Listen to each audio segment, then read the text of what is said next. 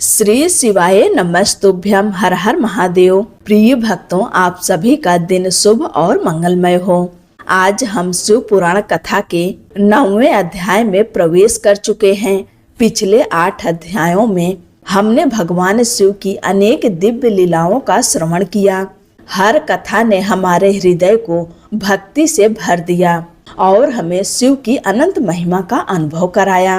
आइए भोलेनाथ का स्मरण करते हुए आज की कथा आरंभ करते हैं। ब्रह्मा जी नारद मुनि से कहते हैं, जब देवी सती ने योगाग्नि द्वारा अपने शरीर का त्याग किया, तब आकाशवाणी सुनकर सभी देवता भय और आश्चर्य से स्तब्ध रह गए। किसी के मुख से एक शब्द भी नहीं निकला। उधर शिवगढ़ भृगु के मंत्र बल से किसी प्रकार बच गए थे। वे तुरंत भगवान शिव के धाम पहुँचे। उन्होंने भगवान रुद्र को प्रणाम कर दक्ष के यज्ञ में घटी सारी घटना सुनाई। उन्होंने कहा, हे महादेव, घमंडी दक्ष ने माता सती का घोर अपमान किया। यज्ञ में सभी देवताओं का सम्मान हुआ, परंतु आपके लिए न तो यज्ञ भाग रखा गया और न ही आपका आदर किया गया। उल्टे दक्ष ने आपके लिए कटु वचन कहे। यह अपमान सहन न कर पाने पर माता सती ने योगाग्नि से अपने शरीर का त्याग कर दिया। उनके वियोग में हजारों शिवगणों ने भी अपने प्राण अर्पित कर दिए। जब हमने यज्ञ का विध्वंस करना चाहा, तब भृगु के मंत्र बल के कारण हम सफल न हो सके। प्रभु, अब आपकी ही शरण है। अपने गणों की यह करुण पुकार सुनकर भगवान शिव ने नारद मुनि का स्मरण किया। नारद जी तत्काल वहां उपस्थित हुए और उन्होंने भी दक्ष यज्ञ की पूरी घटना विस्तार से सुना दी। यह सब सुनते ही भगवान शिव का धैर्य टूट गया। उनका क्रोध प्रलय के समान प्रचंड हो उठा। उन्होंने अपने मस्तक से एक विशाल जटा उखाड़कर पर्वत पर दे मारी। जटा के 2 भाग हो गए और उससे ऐसा भयंकर नाद हुआ कि दिशाएं कांप उठी। जटा के प्रथम भाग से महाबली वीरभद्र प्रकट हुए। उनका स्वरूप प्रलयाग्नि के समान भयानक था। वे हजारों भुजाओं से युक्त अद्भुत तेजस्वी और समस्त शिव गणों के सेनापति थे। उसी समय भगवान शिव के क्रोध से अनेक प्रकार के ज्वर और भयंकर रोग भी उत्पन्न हुए। जटा के दूसरे भाग से स्वयं महाकाली प्रकट हुई। उनका विकराल स्वरूप देखकर समस्त दिशाएं भय से कांप उठीं। वे करोड़ों भूत प्रेतों से घिरी हुई थीं। तब वीरभद्र ने हाथ जोड़कर भगवान शिव को प्रणाम किया और विनम्रता से कहा, हे महादेव, आज्ञा दीजिए, आपके लिए कौन सा कार्य करूं? यदि आदेश दें तो मैं क्षण भर में समुद्रों को सुखा सकता हूँ, पर्वतों को चूर्ण कर दूं या संपूर्ण ब्रह्मांड का विनाश कर दूं, परंतु यह सब मेरी शक्ति नहीं, आपकी कृपा का ही प्रभाव है। आपके बिना तो कोई तिनका भी नहीं हिल सकता। वीरभद्र की अटूट भक्ति और समर्पण देखकर भगवान शिव अत्यंत प्रसन्न हुए। उन्होंने आशीर्वाद देते हुए कहा, वीरभद्र, ब्रह्मा का पुत्र दक्ष अहंकार में अंधा हो चुका है। उसने मेरा और माता सती का घोर अपमान किया है। इसलिए तुम अपने समस्त गणों सहित उसके यज्ञ को नष्ट कर दो। यदि कोई देवता, गंधर्व, यक्ष या अन्य कोई तुम्हारा विरोध करे तो उसे भी परास्त कर देना और कार्य पूर्ण करके शीघ्र मेरे पास लौट आना। हे वीरभद्र, जो देवता मेरी शपथ का उल्लंघन करके दक्ष के यज्ञ में उपस्थित है, उन्हें भी उनके कर्मों का फल अवश्य प्राप्त होगा। जो मेरे विरोध में खड़े हैं, उन्हें अपनी अग्नि माया शक्ति से पराजित कर देना। दक्ष की यज्ञशाला में उपस्थित सभी अहंकारी लोगों का विनाश करके शीघ्र मेरे पास लौट आना। भगवान रुद्र ने यह कहकर मौन धारण कर लिया। महादेव की आज्ञा सुनकर वीरभद्र अत्यंत प्रसन्न हुए। उन्होंने भगवान शिव को प्रणाम किया और उनकी आज्ञा को अपने मस्तक पर धारण करके दक्ष के यज्ञ मंडप की ओर प्रस्थान किया। भगवान शिव ने उनके साथ करोड़ों शक्तिशाली शिवगणों को भेजा। वे सभी प्रलय की अग्नि के समान तेजस्वी और पराक्रमी थे। वीरभद्र स्वयं भगवान शिव के समान वेश धारण किए हुए विशाल रथ पर सवार होकर आगे बढ़ रहे थे। उनके हजारों भुजाएं थीं और शरीर पर नागराज सुशोभित थे। उनका दिव्य रथ अत्यंत विशाल था, जिसे हजारों सिंह अपनी शक्ति से खींच रहे थे। चारों ओर सिंह, हाथी और अनेक भयंकर जीव उनकी सेना की रक्षा कर रहे थे। वीरभद्र के साथ महाकाली, चामुंडा, भद्रकाली, कात्यायनी, वैष्णवी और अन्य शक्तियां भी दक्ष के विनाश के लिए निकल पड़ी। डाकिनी, शाकनी, भूत, प्रथमगढ़, भैरव और क्षेत्रपाल सहित असंख्य शिवगढ़ भगवान शिव की आज्ञा का पालन करने के लिए आगे बढ़े। करोड़ों गढ़ों से घिरी यह विशाल सेना जब दक्ष के यज्ञ की ओर चली, तब आकाश में भयंकर ध्वनियां गूंजने लगी। शंख, भेरी और अनेक प्रकार के वाद्य बजने लगे। चारों दिशाओं में एक अद्भुत और भय उत्पन्न करने वाला वातावरण बन गया। उधर जब वीरभद्र की सेना प्रस्थान कर रही थी, उसी समय दक्ष और वहां उपस्थित देवताओं को अनेक अशुभ संकेत दिखाई देने लगे। दक्ष की बाईं आंख, बाईं भुजा और बाईं जंघा फड़कने लगी। धरती कांपने लगी। दिन में ही आकाश में विचित्र तारे दिखाई देने लगे। दिशाएं मलिन हो गईं और सूर्य के चारों ओर भयानक घेरे दिखाई देने लगे। अग्नि के समान चमकते हुए तारे टूट टूट कर गिरने लगे। चारों ओर ऐसे संकेत प्रकट होने लगे जो आने वाले विनाश की सूचना दे रहे थे। तभी आकाशवाणी हुई, हे दक्ष, तेरे जन्म को धिक्कार है। तूने भगवान हर का अपमान किया। आज तुझे अपने कर्मों का भयंकर फल प्राप्त होगा। तेरे यज्ञ में उपस्थित वे सभी देवता भी इस दुख से बच नहीं पाएंगे जिन्होंने भगवान शिव का अनादर किया है। यह आकाशवाणी सुनकर दक्ष और सभी देवता भय से कांप उठे। दक्ष का मन अत्यंत व्याकुल हो गया। भयभीत होकर वह भगवान विष्णु की शरण में पहुंचा। दक्ष ने भगवान विष्णु को प्रणाम किया और विनती करते हुए कहा, हे देवाधिदेव विष्णु, हे दीन बंधु, मेरी और मेरे यज्ञ की रक्षा कीजिए। आप ही यज्ञ के रक्षक हैं और आप ही यज्ञ स्वरूप हैं। कृपा करके इस यज्ञ को विनाश से बचाइए। दक्ष की प्रार्थना सुनकर भगवान विष्णु ने भगवान शिव का स्मरण किया और दक्ष को समझाते हुए कहा, हे दक्ष, मेरी बात ध्यान से सुनो। तुम्हें तत्व का ज्ञान नहीं है, इसलिए तुमने परमेश्वर शिव का अपमान किया है। जो व्यक्ति ईश्वर का अनादर करता है, उसके सभी कार्य निष्फल हो जाते हैं और जीवन में बार बार संकट आते हैं। भगवान विष्णु ने आगे कहा, जहाँ पूजनीय का सम्मान नहीं होता और अपूजनीय का सम्मान किया जाता है, वहाँ धर्म का नाश होने लगता है। भगवान शिव संपूर्ण जगत के स्वामी हैं। उनका अपमान करके कोई भी व्यक्ति सुख और सफलता प्राप्त नहीं कर सकता।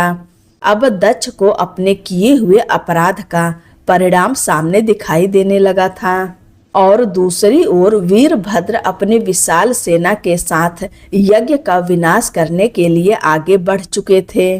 भगवान विष्णु ने दक्ष को समझाते हुए कहा, जो व्यक्ति भगवान वृषभ ध्वज महादेव का अपमान करता है, उसके जीवन में दरिद्रता, मृत्यु और भय जैसे संकट अवश्य आते हैं। इसलिए तुम्हें पूर्ण श्रद्धा से भगवान शिव का सम्मान करना चाहिए। आज जो भयंकर संकट तुम्हारे सामने खड़ा है, वह केवल महेश्वर के अपमान का ही परिणाम है। भगवान विष्णु के इन वचनों को सुनकर दक्ष चिंता में डूब गए। उनका चेहरा भय से फीका पड़ गया और वे मौन होकर खड़े रह गए। उसी समय भगवान शिव के आदेश से वीरभद्र अपनी विशाल सेना के साथ दक्ष के यज्ञ स्थल पर पहुंच गए। वे सभी शिवगढ़ रुद्र के समान ही शक्तिशाली, निर्भय और पराक्रमी थे। उनके भयंकर सिंहनाद से तीनों लोक कांप उठे। आकाश धूल से भर गया, दिशाएं अंधकार से ढक गई और पूरी पृथ्वी भय से कांपने लगी। पर्वत, वन और समुद्र तक विचलित हो उठे। उस प्रचंड शिव सेना को देखकर सभी देवता आश्चर्य और भय में पड़ गए। यह दृश्य देखकर दक्ष अत्यंत भयभीत हो गए। उनके मुख से रक्त निकलने लगा। वे अपनी पत्नी सहित भगवान विष्णु के चरणों में गिर पड़े और प्रार्थना करने लगे। हे प्रभु विष्णु, आपके बल और कृपा से ही मैंने इस महान यज्ञ का आरंभ किया था। आप यज्ञों के रक्षक हैं, धर्म के पालन करता हैं और सभी कर्मों के साक्षी हैं। इसलिए कृपा करके मेरे इस यज्ञ की रक्षा कीजिए। दक्ष की दीन प्रार्थना सुनकर भगवान विष्णु ने कहा, हे दक्ष, निसंदेह मेरी प्रतिज्ञा है कि मैं धर्म की रक्षा करता हूँ, लेकिन मेरी बात ध्यान से सुनो। अब अपनी कठोर बुद्धि का त्याग करो। तुम भूल गए हो कि भगवान रुद्र के क्रोध से तुम्हारी रक्षा करने में कोई भी समर्थ नहीं है। भगवान विष्णु ने आगे कहा, हे दत्त, तुम कर्म के वास्तविक स्वरूप को नहीं समझ पाए हो। केवल कर्म अपने आप में शक्तिशाली नहीं होता। जिस परम शक्ति के कारण कर्म सफल होता है वही भगवान शिव हैं। शिव के बिना किसी भी कर्म में कल्याण की शक्ति नहीं आ सकती। जो मनुष्य भगवान शिव को स्मरण करके श्रद्धा से कर्म करता है उससे ही उस कर्म का शुभ फल प्राप्त होता है। लेकिन जो ईश्वर का अनादर करता है वह अपने ही कर्मों के बंधन में फंस जाता है। फिर भगवान विष्णु ने वीरभद्र की ओर संकेत करते हुए कहा, देखो दक्ष, यही वह महाबली वीरभद्र हैं जो भगवान रुद्र के क्रोध से प्रकट हुए हैं। ये सभी शिवगणों के नायक हैं। आज ये हमारे सामने खड़े हैं और इनके लिए कोई भी कार्य असंभव नहीं है। ये अपनी शक्ति से सभी देवताओं को भी पराजित कर सकते हैं। भगवान विष्णु यह कह ही रहे थे कि तभी वीरभद्र के नेतृत्व में शिवगणों की विशाल सेना यज्ञ भूमि में पहुंच गई। इसके बाद देवताओं और शिवगणों के बीच भयंकर युद्ध आरंभ हुआ। शिवगणों के प्रचंड पराक्रम के सामने देवता टिक नहीं सके और पराजित होकर पीछे हटने लगे। अनेक देवता स्वर्ग की ओर चले गए। केवल इंद्र आदि लोकपाल उस भयंकर युद्ध भूमि में धैर्य पूर्वक खड़े रहे। उन्होंने अपने गुरु बृहस्पति जी को प्रणाम किया और पूछा, हे गुरुदेव, हमें बताइए कि इस संकट से मुक्ति और विजय का मार्ग क्या है। देवताओं की बात सुनकर बृहस्पति जी ने भगवान शिव का स्मरण किया और बोले, हे इंद्र, भगवान विष्णु ने पहले ही जो कहा था वही आज सत्य हो रहा है। संसार में कर्म का फल देने वाली परम शक्ति केवल भगवान शिव हैं। जो व्यक्ति ईश्वर का आश्रय लेकर सत्कर्म करता है वही उसके फल को प्राप्त करता है। न मंत्र, न औषधि, न कोई कर्मकांड और न ही केवल शास्त्रों का ज्ञान भगवान शिव के तत्व को समझा सकता है। केवल भगवान शिव की कृपा से ही मनुष्य अनेक दिव्य स्वरूप को जान सकता है। जो भक्त पूर्ण समर्पण के साथ महेश्वर की शरण में जाता है वही शिव तत्व का अनुभव कर सकता है। बृहस्पति जी ने देवताओं को समझाते हुए कहा, हे इंद्र, तुम सभी लोकपाल यहाँ क्या पराक्रम कर पाओगे जिनके सहायक स्वयं भगवान रुद्र हैं। ऐसे प्रचंड रुद्रगण इस यज्ञ का विध्वंस करने के लिए आए हैं और अपना कार्य पूर्ण करके ही रहेंगे। इस संकट को रोकने का सामर्थ्य इस समय किसी में भी नहीं है।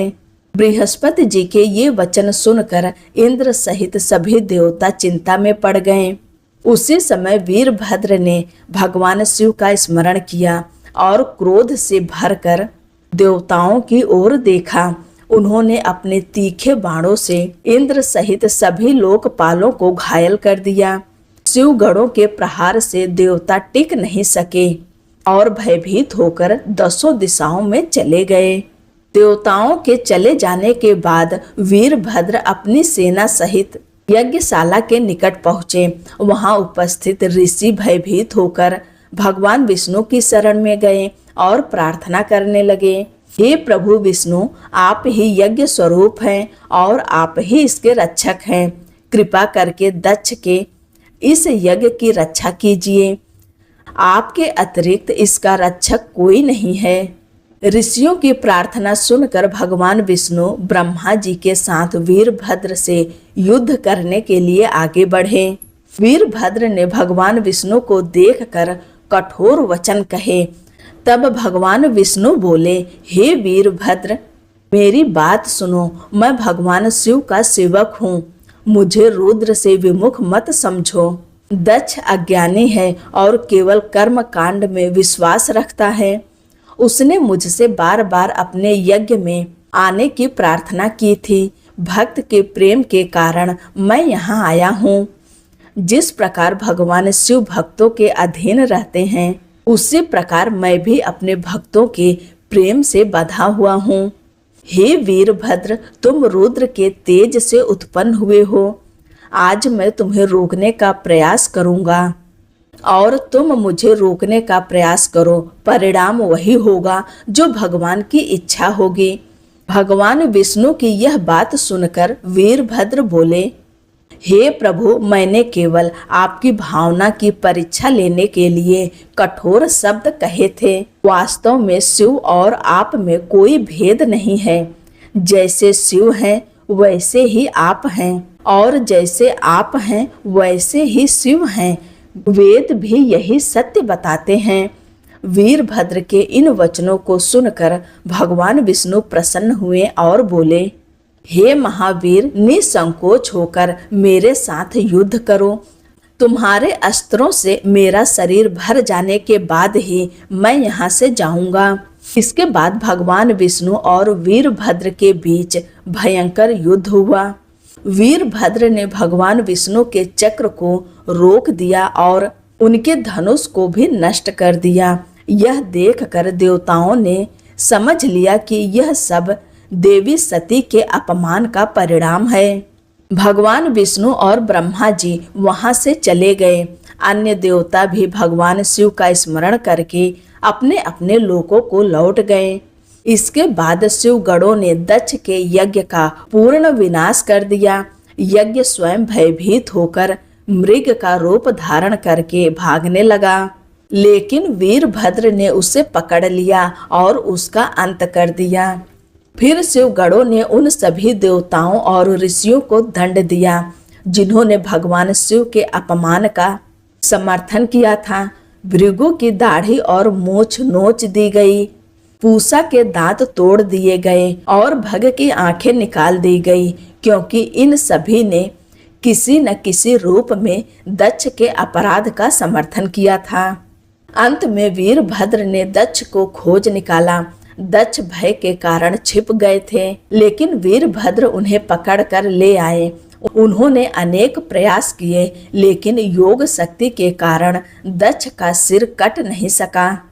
तब वीरभद्र ने अपने बल से दक्ष का सिर धड़ से अलग कर दिया और उस सिर को अग्निकुंड में डाल दिया। इस प्रकार वीरभद्र ने दक्ष के यज्ञ और उनके अहंकार का विनाश कर दिया। कार्य पूर्ण करके वे कैलाश लौट गए। वीरभद्र को विजयी देखकर भगवान शिव अत्यंत प्रसन्न हुए और उन्हें समस्त शिव गणों का अध्यक्ष बना दिया। यह कथा सुनकर नारद जी के मन में एक प्रश्न उत्पन्न हुआ। उन्होंने ब्रह्मा जी से पूछा, हे पिताश्री, भगवान विष्णु भगवान शिव को जानते हुए भी दक्ष के यज्ञ में क्यों गए? उन्होंने रुद्र गणों के साथ युद्ध क्यों किया?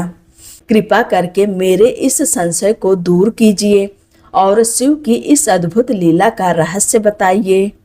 तब ब्रह्मा जी बोले, हे नारद, भगवान विष्णु के दक्ष यज्ञ में जाने के पीछे एक पुरानी घटना जुड़ी हुई थी।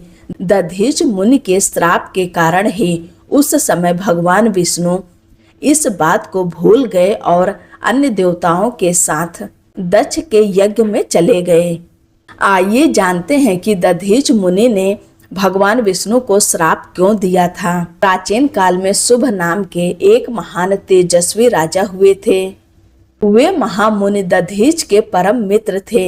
एक समय दोनों के बीच धर्म और श्रेष्ठता को लेकर विवाद उत्पन्न हो गया। मुनि दधीच, जो भगवान शिव के परम भक्त और वेदों के ज्ञाता थे, उन्होंने कहा, ब्राह्मण सभी वर्णों में श्रेष्ठ हैं, क्योंकि ज्ञान और धर्म की रक्षा का दायित्व ब्राह्मणों पर है।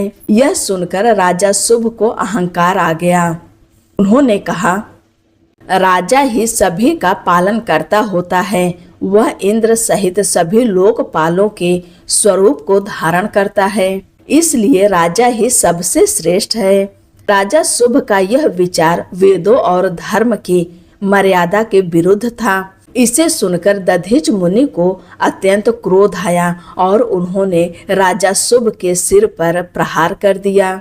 इससे क्रोधित होकर राजा शुभ ने अपने वज्र से दधीच मुनि पर वार कर दिया। वज्र के प्रहार से दधीच मुनि का शरीर छत विछत होकर पृथ्वी पर गिर पड़ा। उस समय दधीच मुनि ने शुक्राचार्य का स्मरण किया। भक्तों के हितकारी शुक्राचार्य तुरंत वहां आए और योग शक्ति से दधीच मुनि के शरीर को पुनः पहले जैसा कर दिया। इसके बाद शुक्राचार्य ने दधीच मुनि को भगवान शिव की आराधना और महामृत्युंजय मंत्र का उपदेश दिया। उन्होंने कहा, हे दधीच, भगवान शिव की कृपा प्राप्त करने के लिए तुम महामृत्युंजय मंत्र का जप करो। यह मंत्र मृत्यु के भय को दूर करने वाला और अमरत्व प्रदान करने वाला है। शुक्राचार्य ने महामृत्युंजय मंत्र का अर्थ समझाते हुए कहा, त्रयंबक भगवान शिव तीनों लोकों के स्वामी हैं। वे सूर्य, चंद्र और अग्नि के आधार हैं। वे सृष्टि के पालन करता और समस्त देवताओं के परम ईश्वर हैं। सुगंधिम का अर्थ है कि भगवान शिव सभी प्राणियों के आत्मा के रूप में विद्यमान हैं। वे सभी गुणों और शक्तियों के मूल स्रोत हैं। पुष्टिवर्धनम का अर्थ है कि वही भगवान शिव संपूर्ण संसार का पोषण करते हैं। ब्रह्मा, विष्णु, देवता और सभी जीवों को शक्ति देने वाले वही हैं। उर्वारुक में बंधनान मृत्योर्मूर्छीय मामृतात का अर्थ है, हे प्रभु, जैसे पका हुआ फल स्वयं बेल के बंधन से मुक्त हो जाता है, वैसे ही मुझे मृत्यु के बंधन से मुक्त करके अमृत स्वरूप मोक्ष प्रदान करें। शुक्राचार्य ने दधीच से कहा, तुम श्रद्धा और नियम पूर्वक इस मंत्र का जप करो। भगवान शिव का ध्यान करते हुए पूजा, हवन और साधना करो। उनकी कृपा से मृत्यु का भय समाप्त हो जाएगा। इसके बाद शुक्राचार्य ने भगवान मृत्युंजय शिव का दिव्य ध्यान भी बताया। भगवान शिव कमल के आसन पर विराजमान हैं। उनके 3 नेत्र हैं। उनके मस्तक पर चंद्रमा सुशोभित है और उनके शरीर से अमृत की धारा प्रवाहित हो रही है। उनके साथ माता पार्वती भी विराजमान हैं। ऐसे भगवान मृत्युंजय का ध्यान करना चाहिए। यह उपदेश देकर शुक्राचार्य अपने स्थान को लौट गए। दधीच मुनि ने भगवान शिव का स्मरण करते हुए वन में जाकर कठोर तपस्या आरंभ कर दी। उन्होंने लंबे समय तक महामृत्युंजय मंत्र का जप किया और पूर्ण भक्ति से भगवान शिव की आराधना की। उनकी तपस्या से प्रसन्न होकर भक्त वत्सल भगवान शिव स्वयं उनके सामने प्रकट हुए। भगवान शिव के दर्शन पाकर दधीच मुनि आनंद से भर गए। उन्होंने भगवान को प्रणाम किया और स्तुति की। तब भगवान शिव ने प्रसन्न होकर कहा, हे दधीच, मैं तुमसे प्रसन्न हूँ। तुम कोई भी वर मांग सकते हो। दधीच मुनि ने हाथ जोड़कर प्रार्थना की, हे महादेव, मुझे 3 वर प्रदान कीजिए। मेरी हड्डियां वज्र के समान कठोर हो जाए, कोई भी मेरा वध न कर सके और मैं कभी भी दीनता, भय या चिंता से ग्रस्त न हूँ। भगवान शिव ने प्रसन्न होकर कहा, तथास्तु। इस प्रकार भगवान शिव से तीनों वर प्राप्त करके दधीच मुनि अत्यंत प्रसन्न हुए। भगवान शिव से अवध्यता, वज्र के समान कठोर अस्थियां और अद्भुत शक्ति प्राप्त करने के बाद दधीच मुनि अत्यंत तेजस्वी हो गए। एक बार उन्होंने राजा क्षुभव के मस्तक पर अपने पैर से प्रहार कर दिया। इससे क्रोधित होकर राजा क्षुभव ने दधीच मुनि पर वज्र से प्रहार किया, लेकिन भगवान शिव के वरदान से वह वज्र भी दधीच मुनि का कुछ नहीं बिगाड़ सका। यह देखकर राजा क्षुभव को अत्यंत आश्चर्य हुआ। उन्होंने अनुभव किया कि भगवान शिव के भक्त की शक्ति कितनी अद्भुत होती है। दधीच मुनि की अवध्यता और उनके तेज को देखकर राजा क्षुभव ने वन में जाकर भगवान विष्णु की आराधना आरंभ कर दी। उनकी कठोर भक्ति से प्रसन्न होकर भगवान विष्णु ने उन्हें दिव्य दृष्टि प्रदान की। दिव्य दृष्टि प्राप्त होने पर राजा ने भगवान विष्णु के दर्शन किए और उनकी स्तुति करते हुए कहा, हे प्रभु, दधीच नाम के एक महान ब्राह्मण हैं। वे धर्म के ज्ञाता और आपके भक्त हैं। भगवान शिव की आराधना से उन्हें ऐसा वरदान प्राप्त हुआ है कि वे किसी भी अस्त्र शस्त्र से पराजित नहीं हो सकते। उन्होंने भरी सभा में मेरे मस्तक पर पैर रखकर मेरा अपमान किया और अहंकार से कहा कि मुझे किसी से भय नहीं है। हे प्रभु, आप मेरी सहायता कीजिए और मुझे इस अपमान से मुक्ति दिलाइए। ब्रह्मा जी नारद मुनि से कहते हैं, राजा क्षुभव की बात सुनकर भगवान विष्णु ने भगवान शिव के अद्भुत प्रभाव का स्मरण किया। फिर उन्होंने राजा से कहा, हे राजन, ब्राह्मणों को भय नहीं होता और विशेष रूप से जो भगवान रुद्र के भक्त हैं उनके लिए भय की कोई संभावना नहीं है। यदि मैं तुम्हारी ओर से दधीच मुनि को कष्ट दूंगा तो वे मुझे भी श्राप दे सकते हैं। दधीच के श्राप के कारण ही भविष्य में दक्ष के यज्ञ में मुझे भी भगवान शिव के सामने पराजय का सामना करना पड़ेगा। इसलिए मैं तुम्हारे साथ नहीं चल सकता। मैं अकेले ही दधीच मुनि को समझाने का प्रयास करूंगा। भगवान विष्णु के इन वचनों को सुनकर भगवान शिव प्रसन्न हुए और बोले, बहुत अच्छा, ऐसा ही हो। इस प्रकार भगवान विष्णु और दधीच मुनि से जुड़ी यह अद्भुत कथा भगवान शिव की महिमा और उनके भक्तों की शक्ति को प्रकट करती है। जय भोलेनाथ। प्रिय श्रोताओं, आज की शिव पुराण कथा में बस इतना ही। आगे की दिव्य कथा हम अगले अध्याय में सुनेंगे। हे महादेव, आप दयालु हैं, कृपालु हैं और अपने भक्तों के सभी अपराधों को क्षमा करने वाले हैं। हमारी इस छोटी सी भक्ति को स्वीकार करें और हमें सदैव अपनी शरण में बनाए रखें। हे नीलकंठ, आपकी कृपा से हमारी यह भक्ति यात्रा निरंतर आगे बढ़ती रहे। हमारा मन सदैव आपके चरणों में लगा रहे। हर हर महादेव।